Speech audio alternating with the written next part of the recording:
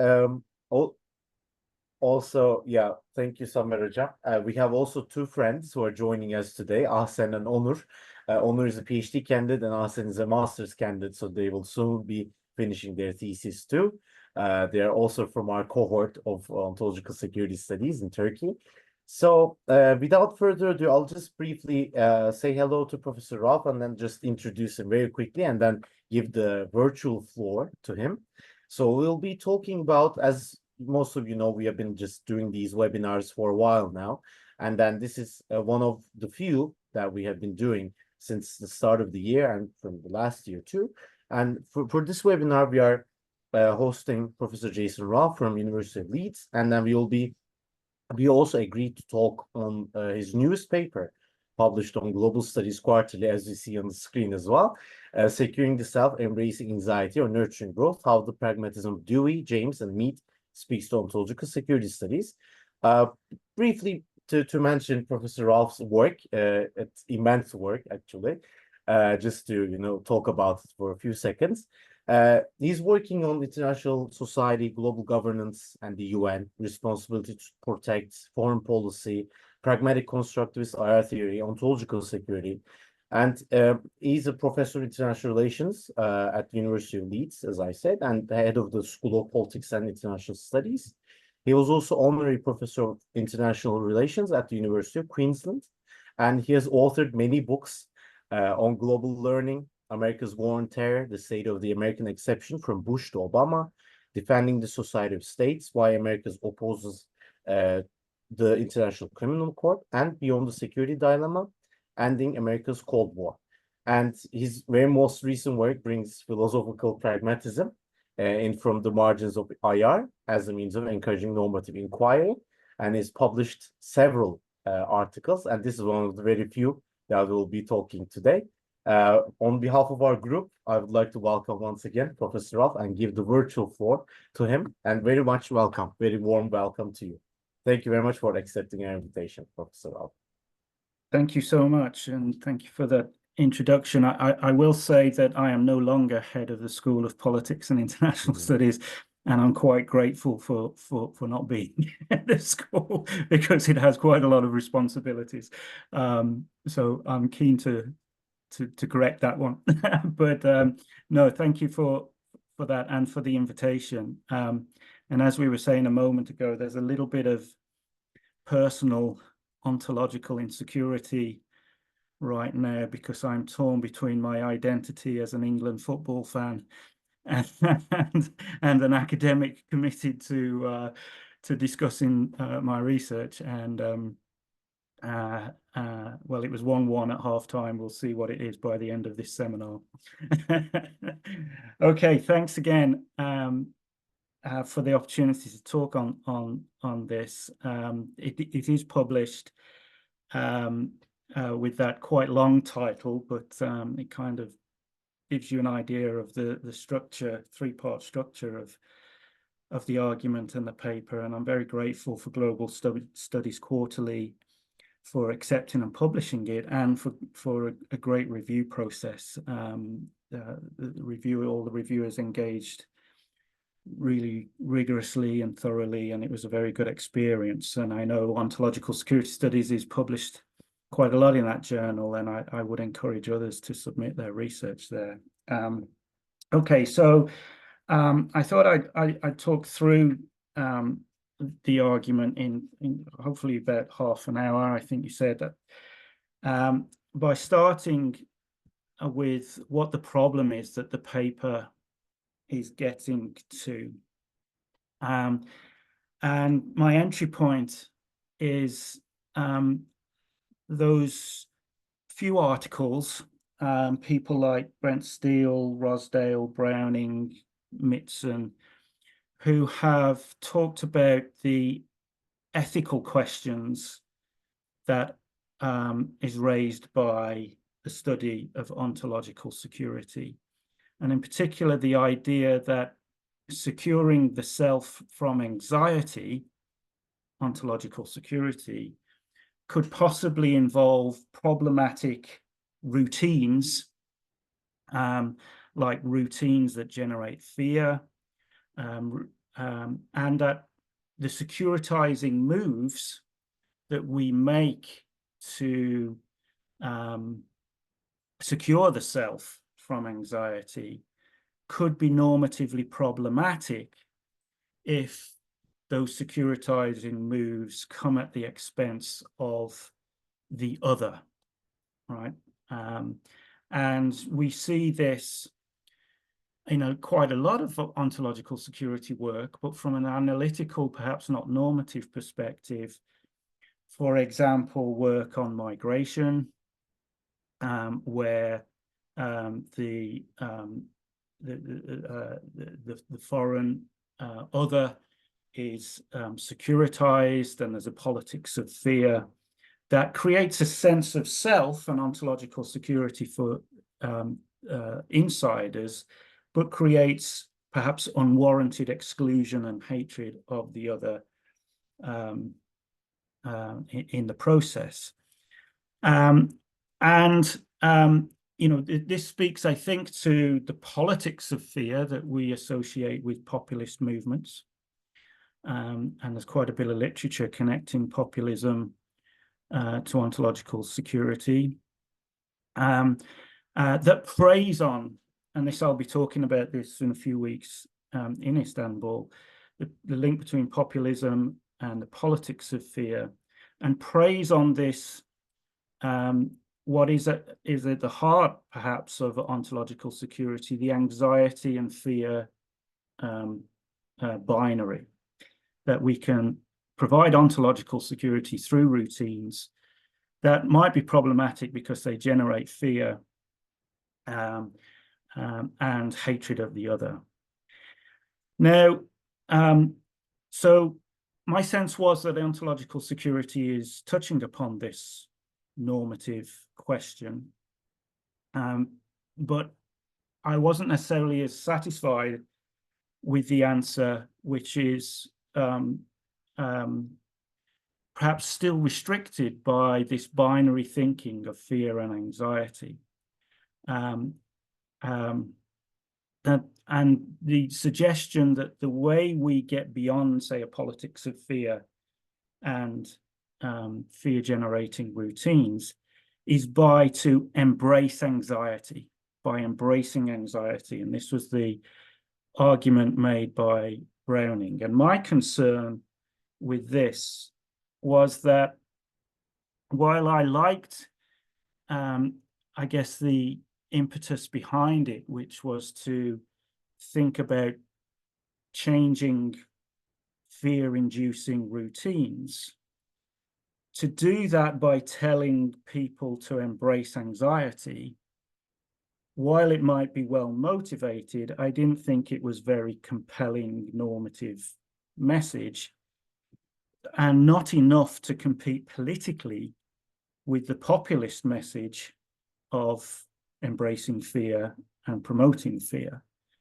So that if normatively ontological security was to go beyond this fear-anxiety boundary and the normative problems of that, then we needed to find a more compelling normative answer to this particular problem. Now, behind this fear-anxiety boundary binary is, and I didn't talk much about this in the paper, so but it's something I want to explore in more detail, is a pragmatist response that is based in a Hegelian rather than a Lacanian view of the self. And my sense is that the idea that we have to embrace anxiety, and the ontological security literature refers to this as a kind of Lacanian-inspired idea of embracing anxiety, that this can be challenged by a Hegelian view of how the self and how consciousness is constituted, which is a very different approach to that Lacanian idea that has been informing a lot of ontological security. And let me just read from Richard Lynch that explains this distinction quite well. So as Lynch puts it, for Lacan, the original organization of the forms of the self is precipitated in an infant's self-recognition in a mirror image. This event is explicitly prior to any social interactions. And this moment of the infant recognizing the self is in Lacanian psychoanalysis idealized. Lacan calls the reflection that the infant sees the ideal I. What comes along later as a result of social interaction is the social I. And this, for Lacan, is always a disappointment from the ideal I. And it's a cause of unsatisfiable desire. And there is a constant need in Lacanian psychoanalyst for the self to protect the fragile ego. And there's a persistent anxiety in Lacanian psychoanalysts. And the only way to then be ontologically secure in this Lacanian view is therefore to embrace anxiety, right? And that's where I think Browning's idea of the normative Lacanian idea of embracing society embracing security comes from. Sorry, embracing anxiety comes from. Now, as Lynch goes on, a Hegelian objection to this account goes as follows. There is no self prior to interaction, right? That social interaction and recognition of others by infants are necessary prerequisites for infants' capacity to recognize themselves in the mirror image. So there's no self prior to the mirror.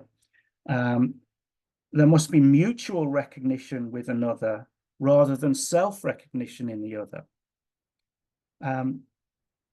So what a Hegelian view is saying is the infant recognizes the self in the mirror, but only because they have interacted with another, most likely the mother, right? So what comes first is not an idealized I, but the self from the Hegelian perspective is not a subjective I, it's an intersubjective self, right? It is constituted by interaction. It doesn't exist without interaction. So there is no idealization of the self separate from society. One only secures the self, therefore, through learning from interaction, or what John Dewey, pragmatist, would later call growth or the expanded personality. The self comes from an interaction between the self and other. Now, I think this is important because instead of having a Lacanian idealized self that desires the other, only to suffer permanent anxiety when it's unable to satisfy that desire, we have from this Hegelian pragmatist perspective a self that is able to adapt both to and with the other, and it is thus able to find ontological security in a routine of learning and the identity of growth, right? And I think I don't go into that much detail in the paper, but I just wanted to put it out there now to get your sense, get your sense on that, because I think I do want to dig a bit more deeper into how this pragmatist approach relates to the Lacanian view of the self in future work. So this Hegelian rather than Lacanian view influenced the American philosophical pragmatists. So they're coming at it from a Hegelian rather than a French Lacanian perspective. And it's this pragmatism that I bring into contemporary ontological security studies. And firstly, through the work of John Dewey. Now, Dewey, I think the first thing to say is that for Dewey, I guess experience was a really important concept. And what I do in the paper is to say that the subject of security from this pragmatist perspective is the experience of being. So it's not necessarily identity, but it's the experience of being a particular identity. And those experiences, this is where we could probably link to the literature on emotion. Those experiences are fear, that they're the visceral reactions: fear, joy, hate, love. It's those experiences of being that are the subject of security. And so, as I've put there, human experience of being is the subject of the security, and that therefore makes the self a means to an end rather than an end in itself. And as a means to an end, the self can adapt through interaction if the current self creates identities and routines that are leading to bad experiences. Okay, so our experiences can act as feedback on the view of the self, and because the self is not an end in itself, it's a means to an end of experience. We can change the view of ourself. The self, as I've put there, is reflexive.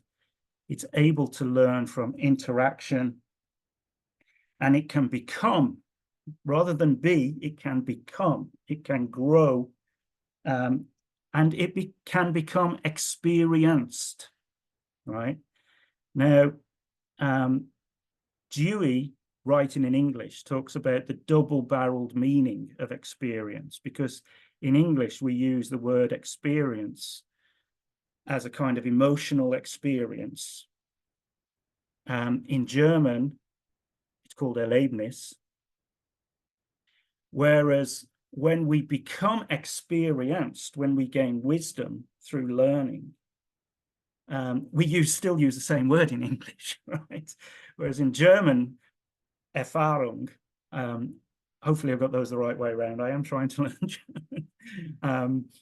Erfahrung talks about being experienced, being wise, I suppose, learning from Erlebnis. It'd be interesting if Turkish has a different separation here. But the point here is that it is the focus on experience and being able to learn from the lived experience means that the self is a much more flexible entity. And the way we secure the self becomes much more of a reflective process. We might give up on our definitions of the self if they're not providing us with good experiences, and that's a learning process. So learning is not just about how to secure the self. Learning is much deeper. It is my definition of the self worth me continuing these routines if these routines are providing bad experiences? And that opens up, I think, the possibility of challenging that Lacanian fear and anxiety binary, so that the way we challenge fearful or fear-inducing routines is not by embracing anxiety. It is by thinking more creatively and thinking through identities that might be able to mitigate both fear and anxiety. Right, so then I try to relate this to contemporary literature in ontological security studies that are not international relations or international security audience will be more familiar with. And you know, I was drawn to and used as a centerpiece really for this Jennifer Mitzen and others who draw attention to this anxiety fear binary, whereby states, societies, maybe individuals. I mean, Jennifer has the example of the wife who's suffering abuse will stick to certain routines and certain roles and certain identities of being a wife, because the anxiety of not being a wife is so disabling, I suppose, in that that she is still willing to suffer the physically harmful routines. And I think that's a very a good, unfortunate example. But we can see it all through international security. You know, states with large arms, you know, addicted almost to routines of militarism, even though because that's the identity, that's the ontological identity that they want to secure, even though the physical, it creates a physical problem and physical fear. So we're familiar with that. Now, from a philosophical pragmatist perspective, this is, I guess, an unstable situation. To be embracing fear to produce anxiety, or to be embracing fear to address anxiety, or vice versa, is unstable, because fear prompts doubt. And doubt, for the philosophical pragmatist, is perhaps worse than anxiety or fear. Doubt is something they want to resolve. Doubt prompts inquiry, and doubt prompts actions that we call learning, right? So I think here, pragmatism and the idea of epistemic security, right? Doubt is epistemic insecurity. So to resolve doubt, to get epistemic security, we have to try and resolve the way fear and anxiety are interacting, so that we transcend both fear and anxiety, right? But if we realize, you know, if we inquire into, if we basically ask the question, well, how can we do things better so that we don't experience fear and anxiety? That's one thing. But to actually change one's routines, for the wife to leave the husband, it's or to disarm rather than militarize, to actually change our routines, that's more difficult, because there is that underlying epistemological question, which is, how do we know new routines will be better? We know that our old routines produce identities that we don't necessarily like, but how do we know for certain that adopting new routines will make things better? And this is then where the paper shifts to the pragmatist William James. I mean, I should say that, you know, these are American philosophers writing at the end of the 1930s, 20th century, interacting, drawing on each other, and that's the pragmatist label.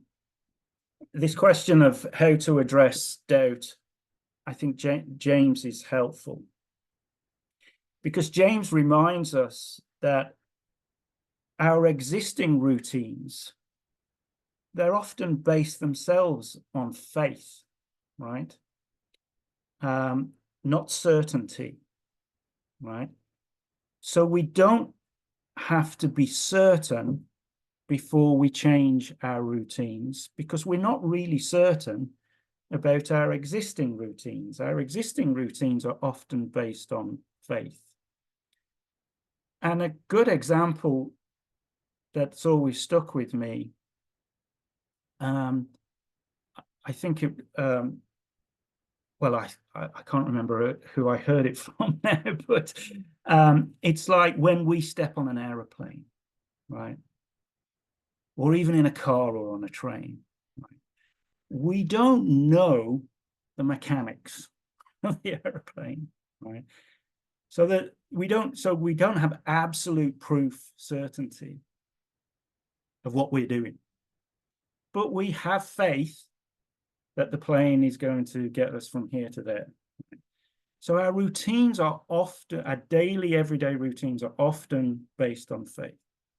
Now, the implication of this is because what we do is based on faith, what we don't do and what we can do can be based on faith rather than certainty. And I think, as I put in the paper,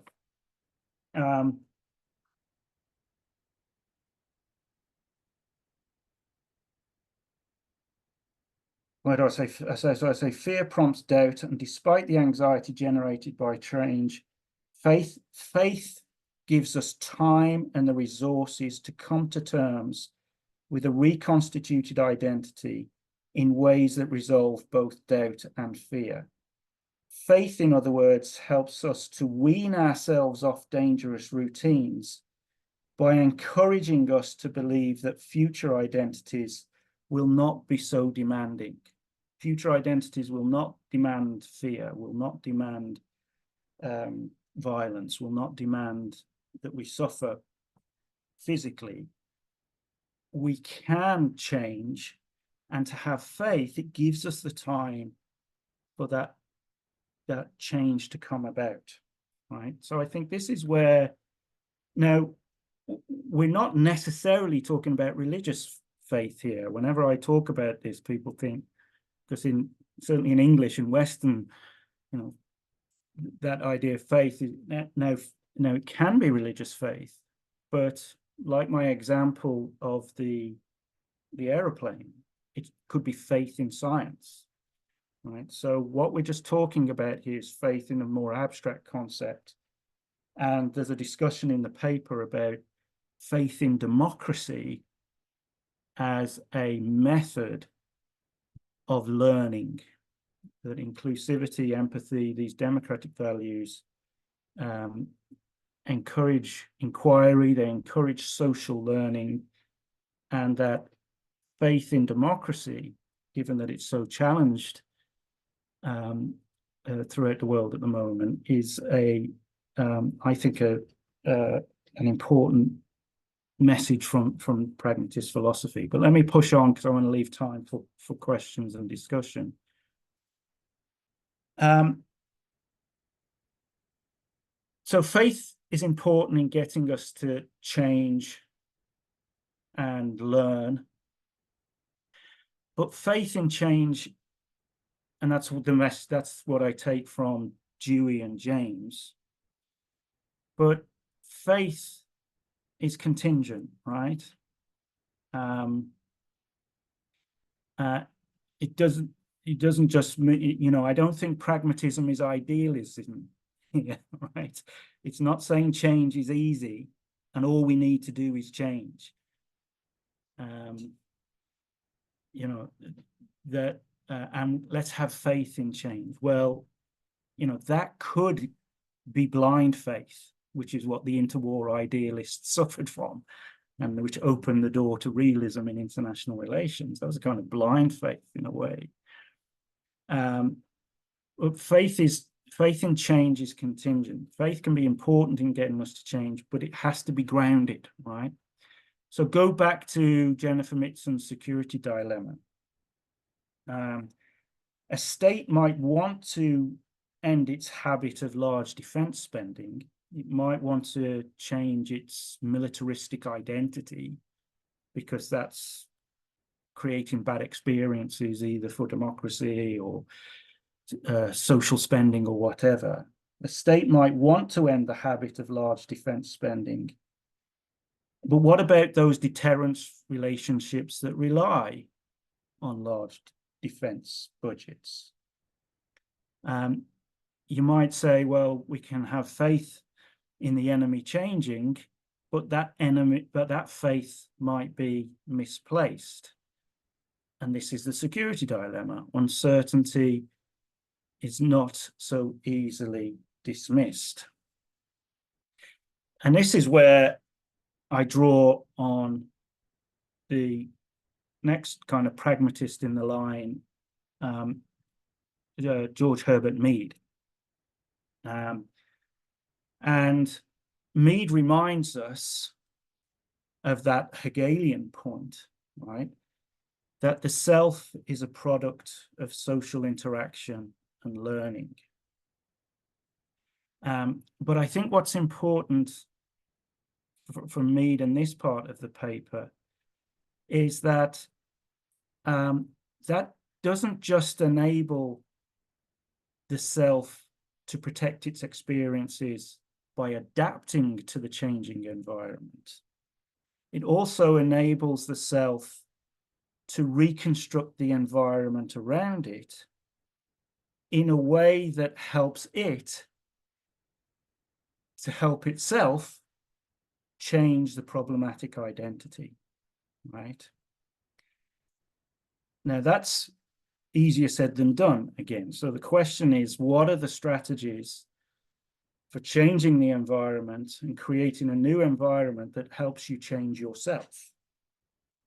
And I draw here on something that was stuck in my mind since I was an undergraduate and read Alexander Wendt, Anarchy is What States Make of It, the idea of alter casting, where the self, the ego, can cast an identity onto the other, alter, that enables the other to change in ways that no longer demand the unhealthy routines of the self.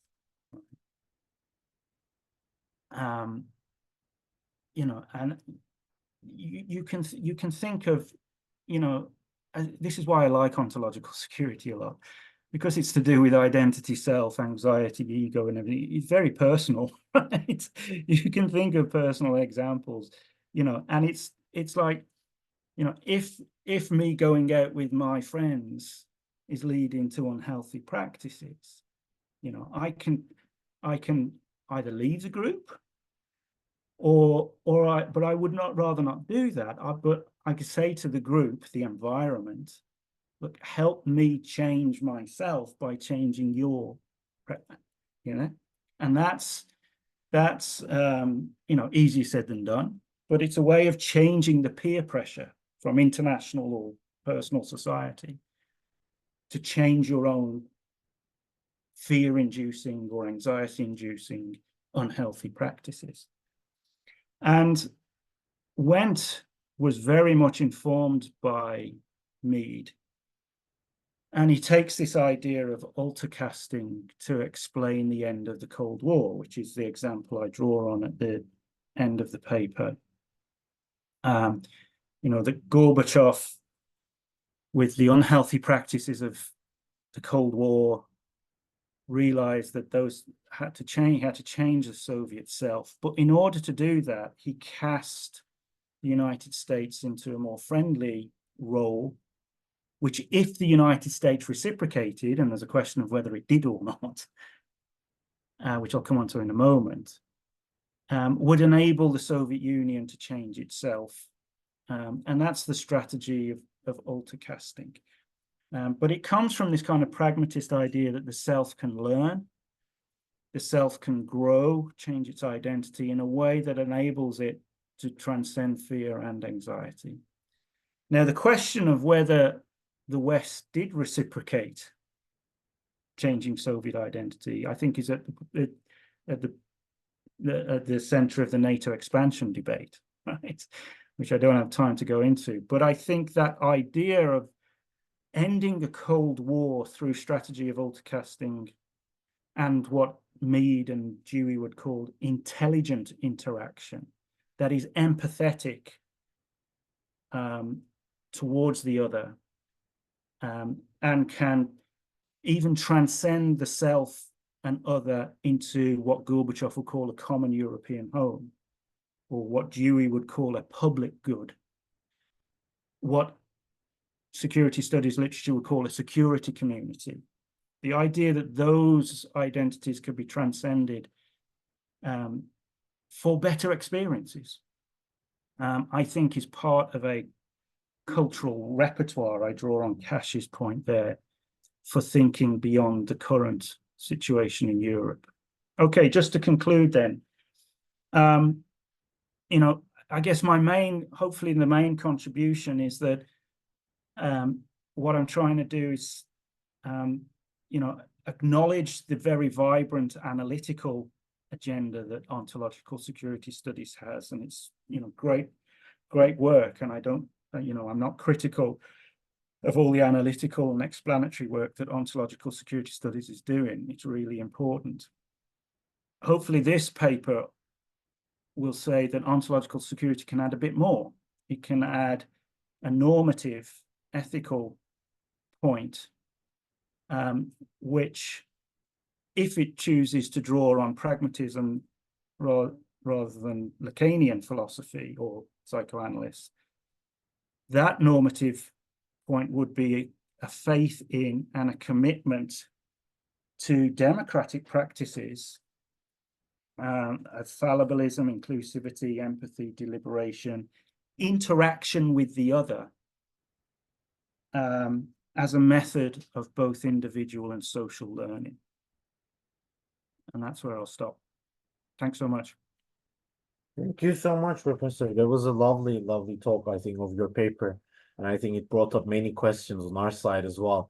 So without further ado, I think we finished before the game ended. So that's even... Don't tell me the score. Okay, I'm not. Because I checked it. I'm anxious enough. But yeah, your webinar was way more interesting than the game for me. So I'm sure for our friends too. So I had some questions too, but let me open up the floor for our friends. We have like a group of close friends and colleagues around. So if you have any questions, I think you may just open up your mic and speak freely. I see Samer. Thank you, Emma. Thank you, Professor Ralph, for really this interesting presentation and rich ideas that you just presented. In my mind, like you provoked multiple questions into my mind, but let me stick to the one of the basic arguments you made. So you did something for me is very, very important, that you are moving ontological security. And we know ontological security is presented or has been presented in the literature as one of the basic motive, right? It is ontological security is what pushes us or steers us to act and be in the world, right? So you move this ontological security from being confined between anxiety and fear to learning, right? So we don't need to deal with anxiety or fear. We just become ontologically secure by attesting to learning, right? But here is my question, and this brings me to one of the ideas of Hannah Arendt. Democracy or being active in the public or appearance in the public should be friendly, should be joyfulness, should be driven by joyfulness, not fear, right? However, when we go now to democracy, so this is like the premises. Now, when we come to democracy, why populist people should love or like or admire or embrace learning, right? Yes, me, you, other people agree that democracy is the best method so far we know to learn to grow, right? To make ourselves more mature. But learning itself, can learning push people, or is it an effective means for some types of people to be committed to democracy, to make them committed to democracy? Isn't maybe fear and anxiety more effective way than learning itself? Because, for example, if we look at one of Mufe's books, Paradox of Democracy or Democracy Paradox, like democracy itself is paradoxical in a sense, right? Because when we live in a democratic society, then we have the right, at least in theory, to subvert this democracy itself, right? And learning is effortful, is laborious. Like you need to put effort. So why a populist person should embrace this or should follow this path? Maybe if we restore our argument to an anxiety fear, that will be more effective, stronger than learning, etc. Something like that. I don't know if I made myself clear. Yeah. Okay. Yeah. There's a lot there, and several lines in response coming to my head at once. I mean, one thought that comes into mind, that you might say that populist politics of fear is a more effective way of securing ontologically individuals, states from anxiety, right? I think pragmatist is very one pragmatist response to that, I think, would be that is to not freeze that answer in time, right? That time and history progresses, and that whether the populist politics of fear continues to provide security, I think has to be continuously assessed, right? Another concept of Dewey's idea is experimentalism, right? We'll try this, we'll see the consequences, and then we'll reflect and we will learn. And I think what's going on a lot in areas of the world that have embraced populism is a reflection, is a process of reflection. And I mean, I can only speak confidently of Brexit in the UK, right? That was a politics of fear. It was a politics of hate in some respects. It was, it was what's the word I'm looking for? The hatred of foreigners. It was very nationalistic in that sense, negative sense. And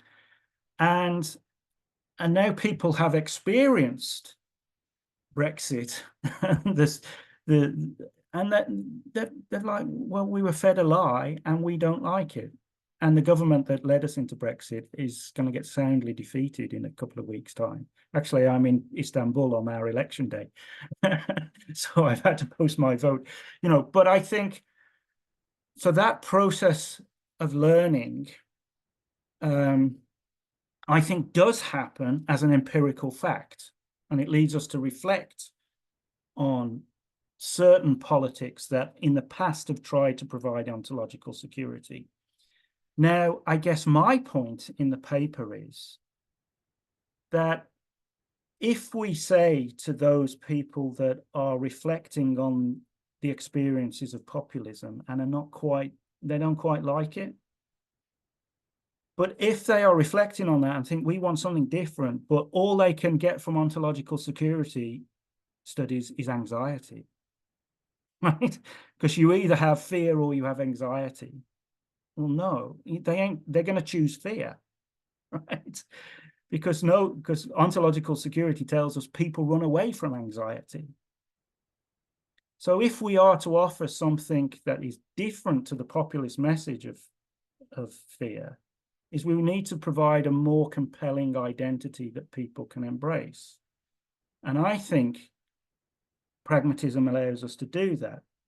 Now, it is a matter of choice, right? I think it is a matter of choice. I mean, learning appeals to me because I'm an academic, and the process of learning has, I've embraced learning, and it's, I find it rewarding. Maybe other people don't. Learning is anxiety inducing, right? Because it's asking us to change. But I think asking people to embrace learning rather than embrace anxiety is slightly more positive. And then if you add that with faith, right?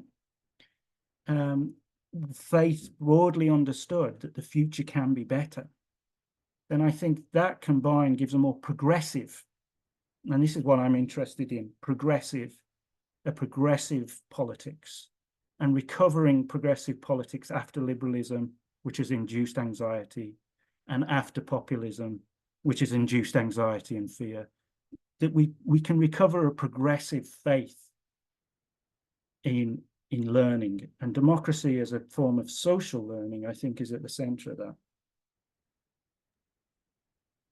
Thank you so much, Professor Ralph. So I think Samar's questions also answered. Thank you, Samar, for opening the room for questions. So do we have other comments, discussion points, questions? I have one, maybe if others do not show up, or maybe I can go ahead. Let me turn to other co-host, Nasu Hocam. Do you have something to add next to your maybe comments at the beginning? Yeah, instead of making any comments, I mean, I have comments, but I mean, I would like to hear Professor Ralph more, and more of his, I would like to hear more of his analysis, because I mean, we had a time period that he needed to stick with. So I would like to hear more about how he discussed international security challenge and how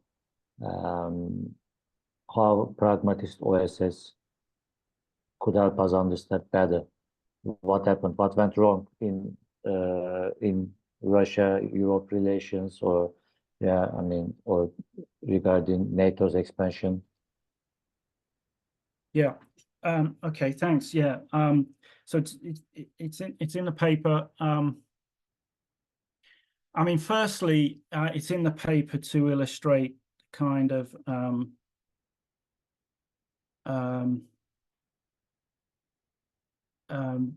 importance or significance, the explanatory value of Mead's interactionism, that how interaction, and international relations has called it relationalism as well, and how that constitutes identities and interests. And this was Wendt's point as well, that we don't have a fixed identity prior to interaction, right?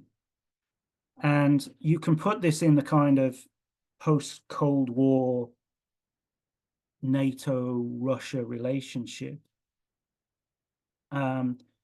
which I do in the paper, by saying that, well, Gorbachev cast the West as someone that, as an identity that could be trusted, so that the Soviet Union could disarm, ultimately collapse.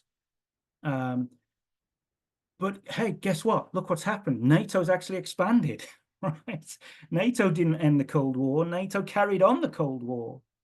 So all of those old Soviet, old Russian imperialist narratives of the expansionist, aggressive West was reconstituted, right, in Russia.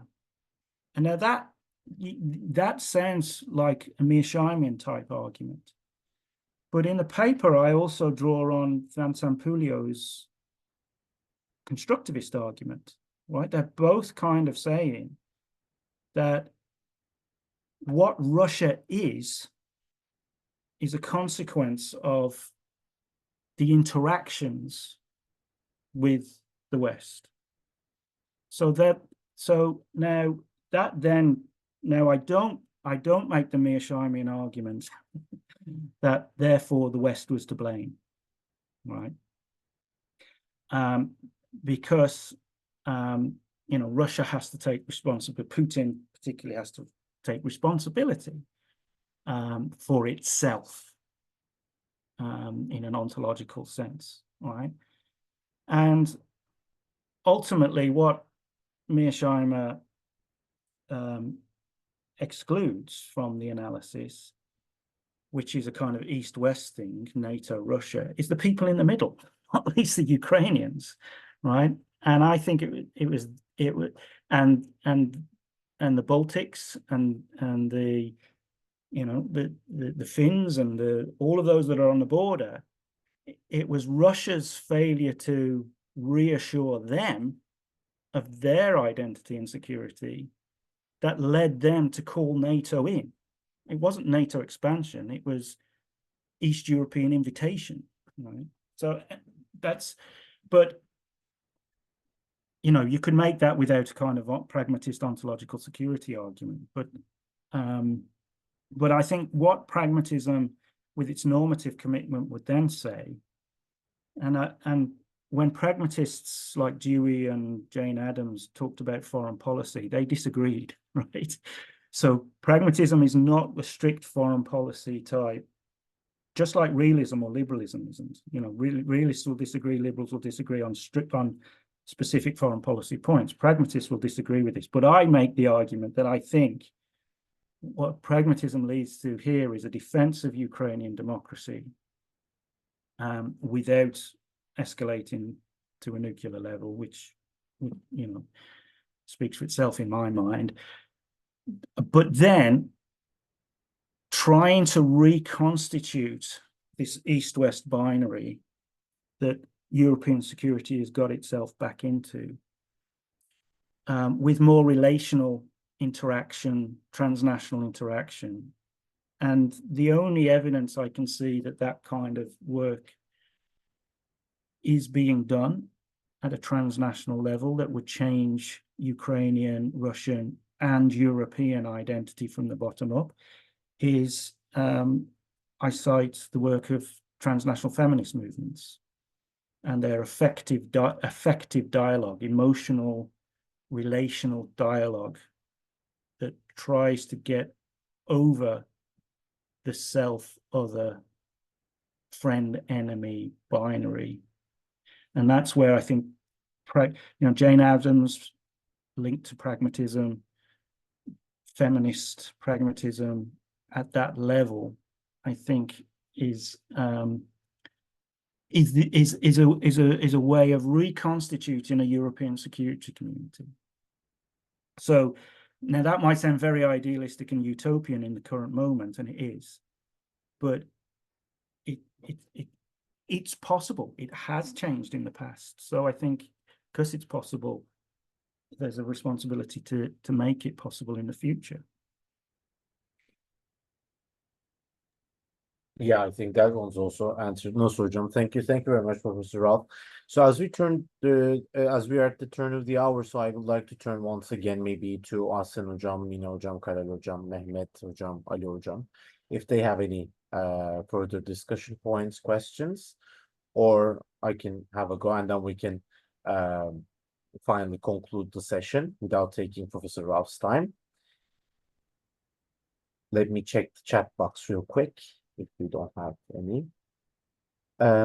So Professor Ralph, I mean, thanking you very much. I mean, we were just working on a paper with my colleague Samer and also on especially the nexus between like the foreign policy and individual emotions, like the societal level or the individual level, but regardless of the bureaucratic or the leadership level.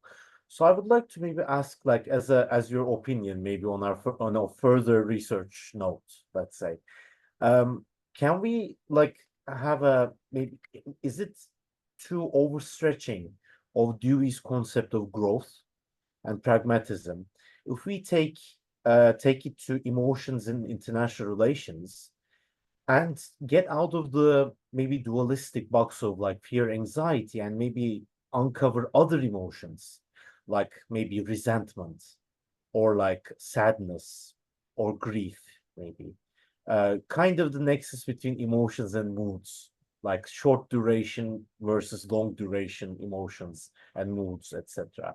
Like, can we overstretch Dewey's concept to that, to make such connections, further connections in emotions in IR? Yeah, I think you can definitely do that. I don't think it's overstretching Dewey's ideas. I mean, Dewey wrote on all you know, he's so broad in his writing, so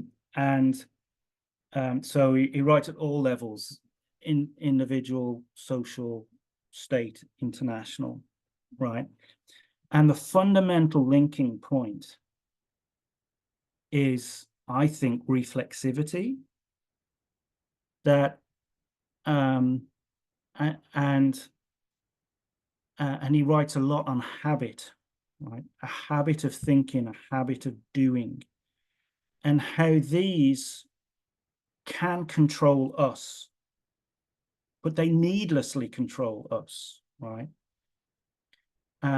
That if we are able to reflect on how habits, including emotions, impact upon us, then we can be in control of them, right? And this is what democracy does at a social level, right? There are certain structural forces that we say we can't change, right? Well, Dewey says, well, that's defeatist, right? Okay, we have to consult and we have to build up political solidarity. But, you know, democracy is a form of social learning because it puts us in control of otherwise forces that we are told by realists or theologists or philosophers that these are beyond our control. And this is why pragmatism is considered a very democratic philosophy, because it encourages agents to think that they are in control of their own experiences, and to then reflect and learn how best to improve those experiences. Now, on emotions, I think it does relate here, because, you know, and I think emotions in foreign policy, right? You know, I've got a colleague, Jack Holland, who's written on responses to 9/11 and fear and emotion, and you know, and if you think, you know, it's very understandable, and I think emotions have a large explanatory value, right? Response to 9/11, a large an emotional response, you know, I think, yes, clearly. But having said that, having explained that, do we then want to make a normative point that to be governed by emotions might lead to bad experiences? Right? And again, we know that, you know, I'm going to go back and watch football, right? I will be governed by emotions, but hopefully I will reflect on it and I won't do bad things and have bad experiences, right? So I think that's what pragmatism enables us to do. It puts an emphasis on reflexivity, reflection, and learning in a way that then enables us to then identify good or bad, appropriate or inappropriate emotions for the moment, right? And we can all, you know, understand that anger can be a good or a bad emotion depending on the situation, right? And that's what I think pragmatism and Dewey's work in particular, and the experienced person becomes emotionally intelligent. So they add intelligence onto emotions. So they know when it's right to be angry and when it's right to be calm, when it's right to be kind, when it's right to be aggressive, right? So I don't think apart from, I think, empathy, inclusivity, these are emotions and practices that Dewey says are good because they enable us to have a wider view. And if we have a wider view, we make better decisions, right? But then emotions, clearly they are explanatory value, but are they of normative value? I think the pragmatist would say, well, that depends on the situation. Yeah. Exactly. Thank you so much for this great answer. I think it brought us many new research agendas as well. I'm seeing my friends' faces. I presented a paper at the European ISA last year in Potsdam on emotions, experience, and pragmatism, which kind of said what I just said, right? So I can send you that if that's helpful. That would be great, actually. Yeah, we would love to hear it. I think we presented the paper online at that conference, so we weren't able to meet back then. But it was fascinating to meet you once again online, although not face to face, but in 2 weeks' time. In 2 weeks' time, Hopefully. look forward to it. Yeah. In Istanbul. I'm looking at my friends where they have like final sayings, but just please join me in virtually clapping Professor Prof today for sparing us the time to be with us just before Istanbul and EVIS conference. And it was very lovely to listen to you, to your recent work from you, although having read the paper. I think it was fascinating to hear your extra thoughts, and we were able to converse with you on the paper. It was also very lovely to do that. And thank you very much for being a part of our channel, also for our journey in ontological security studies in Turkey too. We'll be uploading this on Spotify and YouTube, so we'll be sending you those recordings as well for the archival purposes. But thank you so much once again, Professor Rob, for being with us. Thank you. Thank you. See you soon. See you soon in 2 weeks' time. And good luck to England at Euros. Thank you. Bye-bye. See you. Thank you, friends. See you.